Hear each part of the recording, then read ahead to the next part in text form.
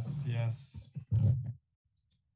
Muchas gracias, señor presidente, colegas asambleístas, al pueblo ecuatoriano, nuestro saludo.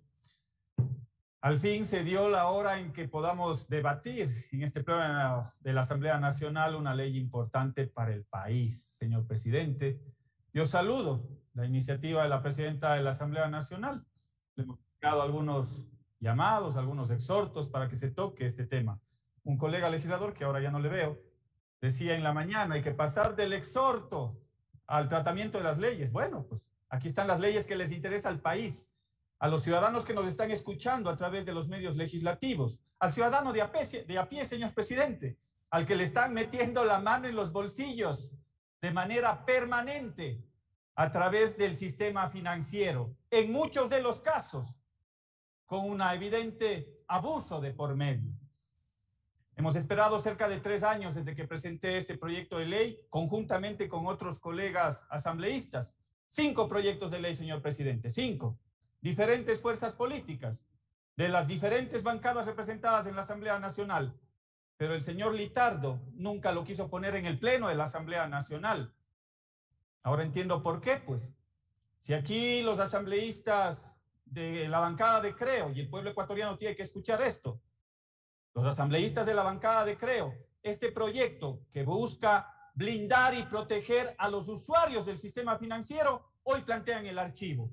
Que el pueblo ecuatoriano los juzgue.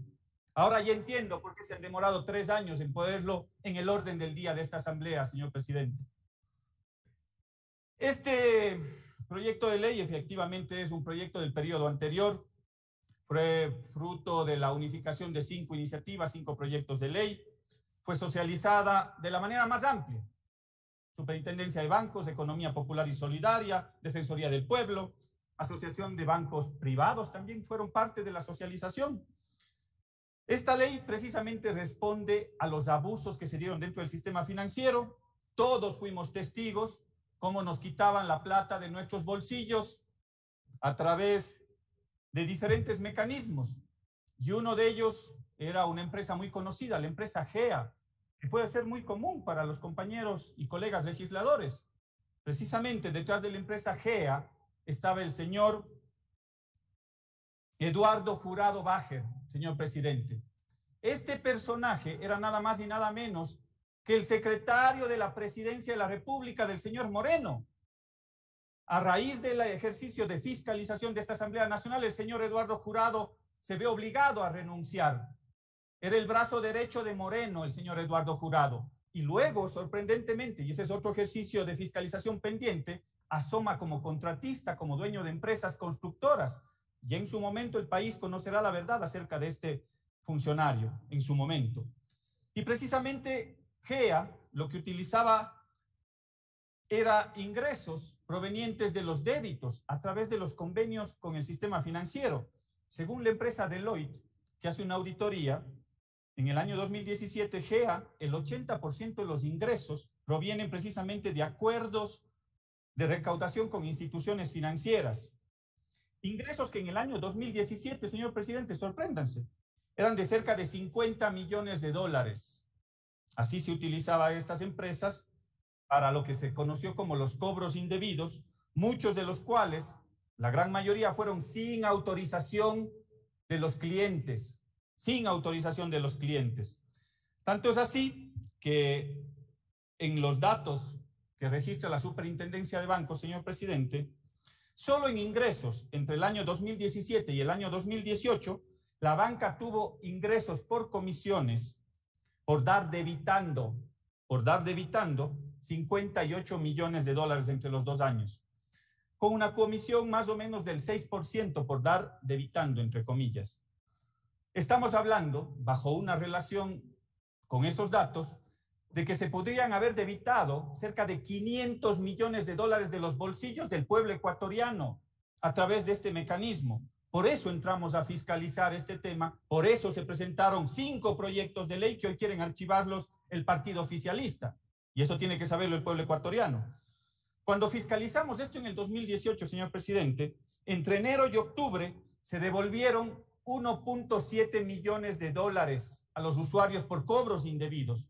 Y solo en el mes de octubre, señor presidente, Gracias a este ejercicio de fiscalización se devolvieron $500,000 que les habían debitado de manera inusual, incorrecta, ilegal a los usuarios del sistema financiero. Es por eso que esta ley tiene que avanzar.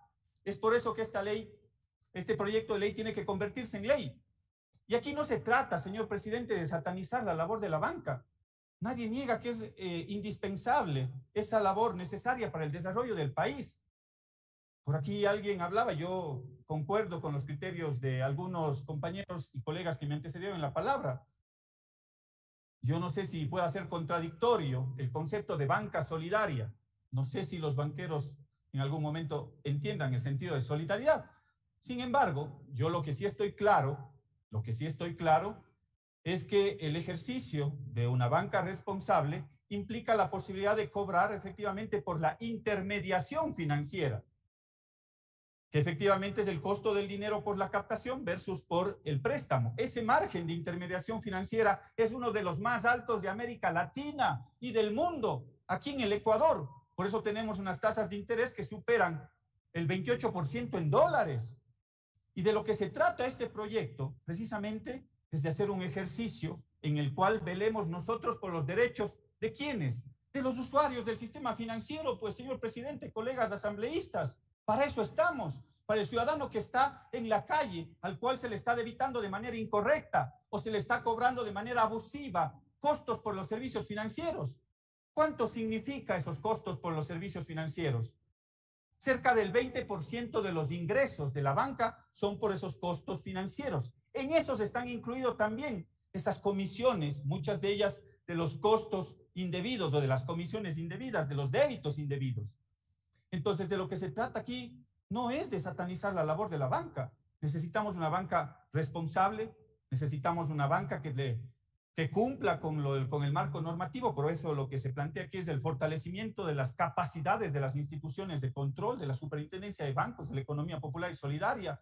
Se le da una figura mucho más fuerte al defensor del cliente. Seguramente ustedes tampoco lo conocían, en el sentido de que cada institución financiera tiene un defensor del cliente, pero ni siquiera lo conocemos. Entonces hay que fortalecer esas capacidades, esas figuras que están para velar precisamente por esos derechos. De eso se trata esta ley. Se trata de ponernos del lado correcto de la historia. No se trata de satanizar una labor que es necesaria para el desarrollo del país. Pero sí, efectivamente, yo concuerdo quizás con alguna intervención en el sentido de que hay que actualizar esta ley, por supuesto.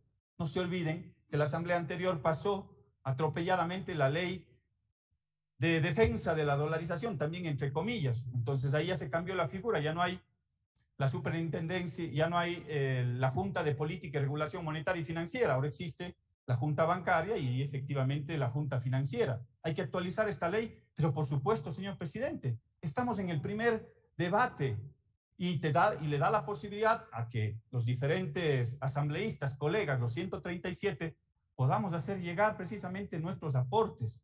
Pero lo que no podemos dejar de hacer, señor presidente, y más aún en este cuerpo o en este proyecto de cuerpo normativo, es archivarlo, pues. Por el contrario, lo que demanda el pueblo ecuatoriano en este momento, señor presidente, es el tratamiento inmediato de estos temas que le afectan al común de los ciudadanos.